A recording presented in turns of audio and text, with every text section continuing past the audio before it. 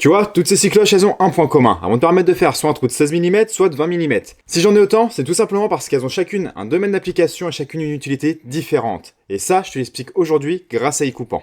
Pour commencer, je te présente celle que tout le monde connaît, la petite cycloche en H2S. Celle-là, tu l'as sûrement dans ton coffret, elle permet de percer un petit peu tout, mais elle montre vite ses faiblesses quand tu as soit de la série à faire, soit des matériaux très durs à percer. Et quand tu as des matériaux très durs à percer que tu veux pas trop investir, je te conseille de passer sur cette cycloche-là. Une petite cycloche au cobalt. Elle ressemble énormément à la cycloche en H2S, mais comme tu as pu voir, il y a du cobalt dedans, ce qui te permet de percer des matériaux beaucoup plus durs. Et si tu perces des tubes régulièrement, il y a une cycloche qu'il faut que tu aies absolument. Regarde la denture, elle est ultra fine, ce qui te permet de percer des tubes de manière précise, sans ricocher. Et ça, c'est top. Et c'est un bricoleur confirmé que tu as pas mal de séries de trous à faire, je te conseille de passer sur des trépans, comme celui-là, un petit trépan en H2S. Ça envoie du lourd, tu peux vraiment te débiter avec ça. Par contre, c'est de la H2S. Si c'est un matériau difficile à percer, il faut que tu passes sur la gamme au-dessus et là tu arrives sur le trépan à plaquette carbure. Et là, celui-là, mon pote, il peut tout percer quasiment.